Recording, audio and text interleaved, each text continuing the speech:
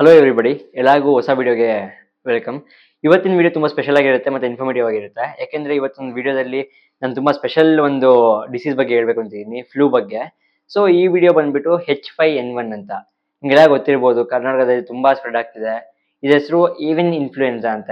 Avian ಅಂದ್ರೆ ಹಕ್ಕಿ ಅಂತ, ಹಾರಾಡೋದು ಒಂದು ಪ್ರಾಣಿ ಅಥವಾ ಹಕ್ಕಿ ಅಂತ. ಇನ್ಫ್ಲೂಯೆನ್ಸಾ ಅಂದ್ರೆ ಇನ್ಫೆಕ್ಷನ್ ಅಂತ. ಹಕ್ಕಿ ಜ್ವರ ಅಂತ ನಿಮ್ಗೆ ಗೊತ್ತಿರ್ಬೋದು.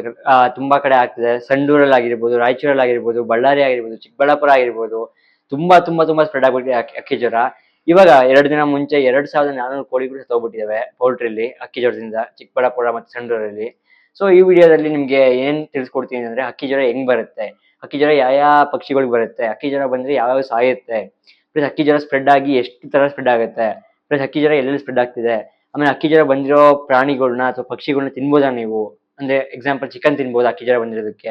ಎಲ್ಲ ಈ ವಿಡಿಯೋದಲ್ಲಿ ನಿಮ್ಗೆ ತಿಳಿಸ್ಕೊಡ್ತೀನಿ. ಸೊ ವಿಡಿಯೋ ಶುರು ಮಾಡೋಣ ಬನ್ನಿ. ಸ್ಕಿಪ್ ಮಾಡಕ್ ಹೋಗ್ಬೇಡಿ, ಎಂಡ್ ತನಕ ನೋಡಿ, ಯಾಕಂದ್ರೆ ತುಂಬಾ ಇನ್ಫಾರ್ಮೇಟಿವ್ ಆಗಿದೆ ಈ ವಿಡಿಯೋ. Thank you. ಸೊ ನೀವೆಲ್ಲ ಕೇಳ್ಬೋದು ಹಕ್ಕಿ ಜ್ವರ ಹೆಂಗ್ ಸ್ಪ್ರೆಡ್ ಆಗುತ್ತೆ ಅಂತ. ಇವಾಗ ನಾನು ಬರ್ತಿದ್ದು ಸ್ಪ್ರೆಡಿಂಗ್ ಬಗ್ಗೆ, ಹಕ್ಕಿ ಜ್ವರ ಹೆಂಗ್ ಸ್ಪ್ರೆಡ್ ಆಗುತ್ತೆ ಅಂತ. ಹಕ್ಕಿ ಜ್ವರ ಸ್ಪ್ರೆಡ್ ಆಗೋದು ಒಂದು ಇನ್ಫೆಕ್ಟ್ ಆಗಿರೋ ಬರ್ಡ್ ಇಂದ ಇನ್ನೊಂದು ನಾರ್ಮಲ್ ಆಗಿರೋ ಬರ್ಡ್ಗೆ ಸ್ಪ್ರೆಡ್ ಆಗ್ತಾ ಹೋಗುತ್ತೆ. ಅದು ಹೆಂಗ್ ಸ್ಪ್ರೆಡ್ ಆಗುತ್ತೆ ಅಂತಂದ್ರೆ, ಒಂದು ಇನ್ಫೆಕ್ಟ್ ಆಗಿರೋ ಬರ್ಡ್ ಒಂದ್ ಜಾಗದಲ್ಲಿ ಕುತ್ಕೊಂಡಿರುತ್ತೆ. ಎಕ್ಸಾಂಪಲ್ ಪ್ಲೇಸ್ ಎ, ಇದು ಪ್ಲೇಸ್ ಬಿ. ಪ್ಲೇಸ್ ಅಲ್ಲಿ ಆಗಿರೋ ಇನ್ಫೆಕ್ಟೆಡ್ ಬರ್ಡ್ ಇಲ್ಲಿಂದ ವಾಶ್ರೂಮ್ ಅಂದ್ರೆ ಎಕ್ಸ್ಕ್ರೀಟಾ ಮಾಡುತ್ತೆ. ಎಕ್ಸ್ಕ್ರೀಟಾ ಆ ಎಕ್ಸ್ಕ್ರೀಟಾ ಗಾಳಿಲಿ ಹೋಗಿ ಹೋಗಿ ಹೋಗಿ ಹೋಗಿ ಬೇರೆ ಕಡೆ ಕುತ್ಕೊಳತ್ತೆ. ಅದೇ ಎಕ್ಸ್ಕ್ರೀಟಾ ಇನ್ನೊಂದು ಬರ್ಡ್ ಕುತ್ಕೊಂಡಾಗ ಅದು ಸ್ಪ್ರೆಡ್ ಆಗ್ತಾ ಹೋಗುತ್ತೆ. ಅದು ಇನ್ನೂ ಅದ್ರ ಫ್ರೆಂಡ್ಸ್, ಅದ್ರ ಫ್ಯಾಮಿಲಿ, ಅದ್ರ ಕಮ್ಯುನಿಟಿ ಎಲ್ಲ ಕಡೆ ಸ್ಪ್ರೆಡ್ ಆಗ್ತಾ ಹೋಗುತ್ತೆ. ಅದರಿಂದ ಆ ತರ ಇದು first point of spreading of H5N1 ಅಥವಾ ಏವಿಯನ್ ಇನ್ಫ್ಲೂಯೆನ್ಸಾ ಅಥವಾ ಹಕ್ಕಿ ಜ್ವರ.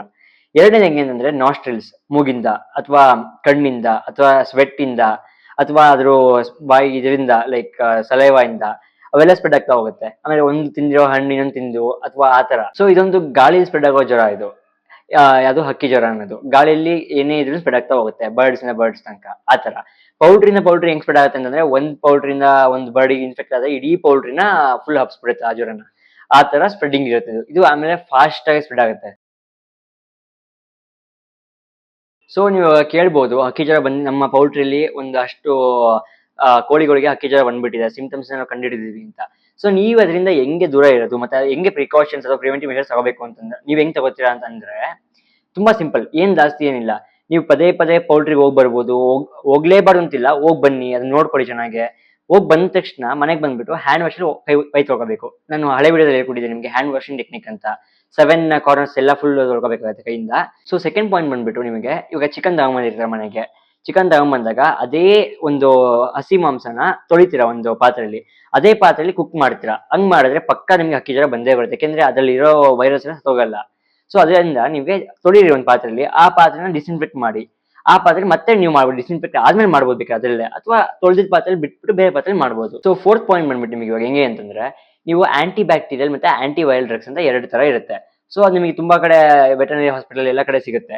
ಅದನ್ನ ನೀವು ನಿಮ್ಮ ಪೌಲ್ಟ್ರಿ ಫಾರ್ಮ್ಗೆ ಸ್ಪ್ರೇ ಮಾಡ್ಬೇಕಾಗುತ್ತೆ. ಇನ್ ಫಾರ್ಮ್ ಆಫ್ ಸ್ಪ್ರೇಸ್ ಬರುತ್ತೆ. ಅದನ್ನ ನಾರ್ಮಲ್ ಸ್ಪ್ರೇ ಬಾಟಲ್ ಇಟ್ಕೊಂಡ್ಬಿಟ್ಟು ಹಿಂದೆ ಹಾಕೊಂಡ್ಬಿಟ್ಟು ಎಲ್ಲಾ ಕಡೆ ಸ್ಪ್ರೇ ಮಾಡ್ತಿದ್ರೆ, ಅದ್ರ ಎಕ್ಸ್ಕ್ರೀಟಾ ಅಥವಾ ಅದ್ರ ಪ್ರಾಡಕ್ಟ್ಸ್ ಅಥವಾ ಮೊಟ್ಟೆ ಆಗ್ಲಿ ಎಲ್ಲಾ ಕಡೆ ಸ್ಪ್ರೇ ಮಾಡಿದ್ರೆ ಅದು ಫುಲ್ ಡಿಸ್ಇನ್ಫೆಕ್ಟ್ ಆಗ್ಬಿಡುತ್ತೆ ನಿಮಗೆ. ಅವಾಗ ನೀವು ಎಲ್ಲಿ ಬೇಕಾದ್ರೆ ಓಡಾಡ್ಬೋದು ನೀಟಾಗಿ. ಆಮೇಲೆ ಯಾವುದೇ ರೀತಿ ವೈರಸ್ ಹೋಗ್ಬಿಡುತ್ತೆ.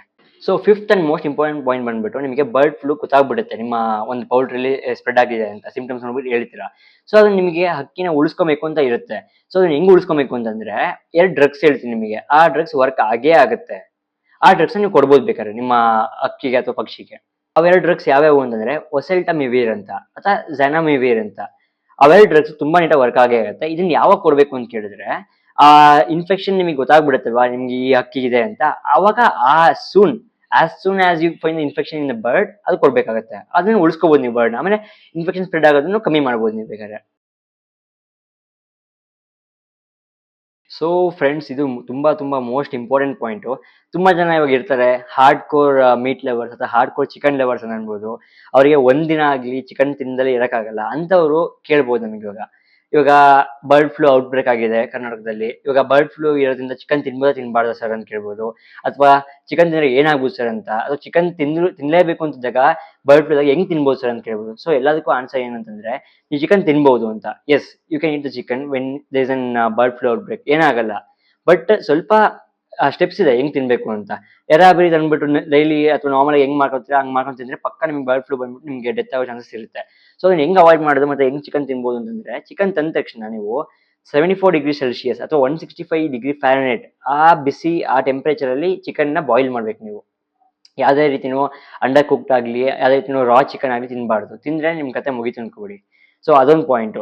Second, boiled eggs. Egg boil ಮಾಡಿ ತಿಂದ್ರೂ ಪ್ರಾಬ್ಲಮ್ ಇಲ್ಲ ಕರೆಕ್ಟ್ ಟೆಂಪರೇಚರ್ ಅಲ್ಲಿ. ಬಟ್ ಬಾಯ್ಲ್ ಮಾಡಿದ್ರೆ ಅಂಡರ್ ಬಾಯ್ಲ್ ಮಾಡ್ಬೋದು. ಐ ಮೀನ್ ಹಾಫ್ ಬಾಯ್ಲ್ ಅಂತ ತಿಂತೀರಾ ನೀವು, half omelette, half boiled omelette ಅಥವಾ ಹಾಫ್ ಬಾಯ್ಲ್ಡ್ ಎಗ್ ಅಥವಾ ಪೋಚ್ಡ್ ಎಗ್ ಅಂತೀವಿ ಅಮೆರಿಕನ್ ವರ್ಷನ್ ಅಲ್ಲಿ. ಸೊ ಹಂಗೆಲ್ಲ ತಿಂದ್ರೆ ನಿಮಗೆ ಪಕ್ಕಾ ಬರ್ಡ್ ಫ್ಲೂ ಬರುತ್ತೆ. ಯಾಕೆಂತಂದ್ರೆ ಆ ಯಾಲ್ಕ್ ಇರುತ್ತಲ್ಲ ಅದು ಕುಕ್ ಆಗಿರ್ಬೇಕು. ಅದೊಂದು ಕುಕ್ ಆಗಿಲ್ಲ ಅಂದ್ರೆ ನಿಮಗೆ ಪಕ್ಕ ವೈರಸ್ ಸ್ಪ್ರೆಡ್ ಆಗೇ ಆಗುತ್ತೆ, ಬರ್ಡ್ ಫ್ಲೂ ಸ್ಟಾರ್ಟ್ ಆಗುತ್ತೆ. ಸಿಂಪ್ಟಮ್ಸ್ ಕಾಣ್ಬೋದು ನಿಮ್ಮಲ್ಲೂ. ಸೊ ಅದು ಸೆಕೆಂಡ್ ಪಾಯಿಂಟ್. ಥರ್ಡ್ ಪಾಯಿಂಟ್ ಬಂದ್ಬಿಟ್ಟು, ನೀವು ಚಿಕನ್ ತರ್ತೀರಾ ಅನ್ಕೊಳ್ಳಿ, ಅದು ಇನ್ಫೆಕ್ಟ್ ಆಗಿರ್ಲಿ ಇನ್ಫೆಕ್ಟ್ ಆಗದೇ ಇರಲಿ, ನಿಮ್ಗೆ ಹೇಳ್ದಂಗೆ 65 ಡಿಗ್ರಿ ಸೆಲ್ಸಿಯಸ್ ಅಲ್ಲಿ ಬಾಯ್ಲ್ ಮಾಡಿ, 75 ಡಿಗ್ರಿ ಸೆಲ್ಸಿಯಸ್ ಅಲ್ಲಿ ಬಾಯ್ಲ್ ಮಾಡಿ, ಆಮೇಲೆ ಯಾವ್ದೇ ರಾ ಚಿಕನ್ ಹಸಿ ಚಿಕನ್ ತಗೊಂಡ್ಬಂದ್ಬಿಟ್ಟು ಕಟ್ ಮಾಡಿ ತಂದಿರ್ತೀರಾ ಅವನ್ನೆಲ್ಲ ತೊಳಿಬೇಕಾರೆ ಅದೇ ಪಾತ್ರೆ ಮತ್ತೆ ಮಾಡಕ್ ಹೋಗ್ಬೇಡಿ. ಅದು ತೊಳೆದ್ಬಿಟ್ಟು ಅದನ್ನ ಡಿಸ್ಇನ್ಫೆಕ್ಟ್ ಮಾಡಿ ಪಾತ್ರೆನ. ಅದೊಂದು ಪಾಯಿಂಟ್ ಇರುತ್ತೆ. ಪೌಲ್ಟ್ರಿ ಚಿಕನ್ ತಗೊಂತೀರಾ ಅನ್ಕೊಳ್ಳಿ, ತುಂಬಾ ಜನ ನಾಟಿ ಕೋಳಿ ತಿನ್ಬೇಕು ಅಂತೀರಾ, ತುಂಬಾ ಜನ ಫಾರ್ಮ್ ಕೋಳಿ ತಿನ್ಬೇಕು ಅಂತ ಇಷ್ಟಪಡ್ತೀರಾ. ಸೊ ಎಲ್ಲೇ ತಿನ್ನಿ ಹೇಗೆ ತಿನ್ನಿ, ಬಟ್ ತಗೊಳ್ಬೇಕಾದ್ರೆ ಪರ್ಚೇಸ್ ಮಾಡ್ಬೇಕಾಗಿದ್ರೆ ಒಳ್ಳೆ ಕಡೆ ಪೌಲ್ಟ್ರಿ ಪರ್ಚೇಸ್ ಮಾಡಿ, ಟ್ರಸ್ಟೆಡ್ ಇಂದ. ಯಾಕೆಂದ್ರೆ ತುಂಬಾ ಪೌಲ್ಟ್ರಿ ಫಾರ್ಮ್ಸ್ ಹೆಂಗ್ ಮಾಡ್ತಾರೆ ಅಂತಂದ್ರೆ, ಆ, ಇವಾಗ ಹೆಂಗಿದ್ರೆ ಬರ್ಡ್ ಫ್ಲೂ ಔಟ್ಬ್ರೇಕ್ ಆಗಿದೆ ಗೊತ್ತಾಗಲ್ಲ ಜನಕ್ಕೆ ಅಂತ ಯಾವ್ಯಾವ ಹೋಗಿರ್ತವೆ, ಸತ್ ಕೋಳಿ ಇರ್ತವೆ ಅಥವಾ ಯಾವ್ಯಾವ ಕೋಳಿ ಆಕ್ಟಿವ್ ಇರಲ್ಲ, ಇನ್ಆಕ್ಟಿವ್ ಇರುತ್ತೆ ಅಂತವನ್ನ ಸೇಲ್ ಮಾಡ್ಬಿಡ್ತಾರೆ. ಅವಾಗ ಅವ್ರಿಗೆ ಬೇಕು ಅಂತಾನೆ ಅವ್ರಿಗೆ ಲೈಕ್ ವೇಸ್ಟ್ ಆಗುತ್ತಲ್ಲ ಕೋಳಿ, ಹಿಂಗಿದ್ರು ಸಾಯಿಸ್ಬೇಕಾಗತ್ತ ಅವನ್ನ ಅಂತ ನಿಮ್ಗೆ ಸೇಲ್ ಮಾಡ್ಬಿಟ್ಟು ನಿಮ್ಗೆ ದುಡ್ಡು ಮಾಡ್ಕೋತಾರೆ. ಸೊ ಟ್ರಸ್ಟೆಡ್ ಪೌಲ್ಟ್ರಿ ಅಥವಾ ಟ್ರಸ್ಟೆಡ್ ಅಂಗಡಿಯಿಂದ ಮಾತ್ರ ತಗೋಬೇಕಾಗತ್ತೆ ನೀವು ಚಿಕನ್ನ. ಆಮೇಲೆ ಮೋಸ್ಟ್ ಇಂಪಾರ್ಟೆಂಟ್ ಲಾಸ್ಟ್ ಪಾಯಿಂಟ್ ಅಂತಂದ್ರೆ, ನೀವು ಯಾವುದೇ ರೀತಿನೂ ನ್ಯೂಸ್ ನೋಡ್ದಲೇನೆ ಅಥವಾ ಯಾವುದೇ ರೀತಿನೂ ಫಾಲೋ ಮಾಡ್ದೇನೆ ತಿನ್ನಕ್ ಹೋದ್ರೆ ನಿಮ್ಗೆ ತುಂಬಾ ಪ್ರಾಬ್ಲಮ್ ಆಗುತ್ತೆ, ಮತ್ತೆ ನಿಮ್ ಸರೌಂಡಿಂಗ್ಸ್ ಮತ್ತೆ ನಿಮ್ ಸೊಸೈಟಿ ಮತ್ತೆ ನಿಮ್ ಫ್ಯಾಮಿಲಿಗೆ ಪ್ರಾಬ್ಲಮ್ ಆಗುತ್ತೆ. ಸೊ ಇದು ಬರ್ಡ್ ಫ್ಲೂ ದೊಡ್ಡ ರೋಗ ಆಗ್ಲಿ ದೊಡ್ಡದು ಏನೂ ಅಲ್ಲ. ಸೊ ನಿಮ್ಮ ಕೈಯಲ್ಲಿ ಎಲ್ಲ ಇದೆ, ಲೈಕ್ ನೀವು ಹೆಂಗೆ ಮೈಂಟೈನ್ ಮಾಡ್ತೀರಿ ಅಂತ. ಸೊ ಹಂಗೆ ಮೈಂಟೈನ್ ಮಾಡಿ, ಫಾಲೋ ಮಾಡಿ, ಮತ್ತೆ ಕರ್ನಾಟಕ ಮತ್ತೆ ಕನ್ನಡಿಗರನ್ನ ಸೇಫ್ ಆಗಿರೋದು ನೋಡ್ಕೊಳ್ಳಿ. Thank you so much for watching guys. ಈ ವಿಡಿಯೋ ಇಲ್ಲೇ ಎಂಡ್ ಆಗುತ್ತೆ. ನಿಮ್ಗೆಲ್ಲ ಈ ವಿಡಿಯೋ ಇಷ್ಟ ಆಗಿದೆ ಅನ್ಕೋತೀನಿ. ಇದೊಂದು ಇನ್ಫಾರ್ಮೇಟಿವ್ ವಿಡಿಯೋ ತರ ಮಾಡಿದೆ, ಯಾಕೆಂದ್ರೆ ಲೈಕ್ ಈ ಬಿಸಿಲೇ ಮುಟ್ಸ್ಬಿಡೋಣ ಜನಕ್ಕೆ ಸ್ವಲ್ಪ ಹೆಲ್ಪ್ ಆಗ್ಲಿ ಅಂತ. ಯಾಕೆಂದ್ರೆ ತುಂಬಾ ಕಡೆ ರೂರಲ್ ಏರಿಯಾಸ್ ಅಲ್ಲೆಲ್ಲ ಆಗ್ಲಿ ಸ್ಪ್ರೆಡ್ ಆಗ್ಬಿಟ್ಟಿದೆ ಆಗ್ಲೇ ಬರ್ಡ್ ಫ್ಲೂ ಅನ್ನೋದು. ಸೊ ಈ ವಿಡಿಯೋ ನಿಮ್ಗೆ ಇಷ್ಟ ಆಗಿದ್ರೆ ಲೈಕ್ ಮತ್ತೆ ಶೇರ್ ಮಾಡಿ, ಮತ್ತೆ ಯಾರ್ಯಾರಿಗೆ ಬರ್ಡ್ ಫ್ಲೂ ಬಗ್ಗೆ ಗೊತ್ತಿರಲ್ಲ ಇನ್ಫಾರ್ಮೇಶನ್ ಎಲ್ಲರಿಗೂ ಈ ವಿಡಿಯೋ ಸ್ಪ್ರೆಡ್ ಮಾಡಿ. ಈ ವಿಡಿಯೋದ ಇನ್ಫಾರ್ಮೇಶನ್ ನಿಮ್ಗೆ ಏನಾರ ಇನ್ಫಾರ್ಮೇಟಿವ್ ಆಗಿದ್ರೆ ಮತ್ತೆ ನಿಮ್ಗೆ ಏನಾರ ಯೂಸ್ ಆದ್ರೆ ಈ ವಿಡಿಯೋ ಲೈಕ್ ಮಾಡಿ. Thank you so much for watching guys. ಈ ತರ ವಿಡಿಯೋ ಬೇಕು ಅಂದ್ರೆ ಕಮೆಂಟ್ ಮಾಡಿ. ನೆಕ್ಸ್ಟ್ ವಿಡಿಯೋದಲ್ಲಿ ಸಿಗೋಣ. ಅಂಟಿಲ್ ದೆನ್ ಬಾಯ್.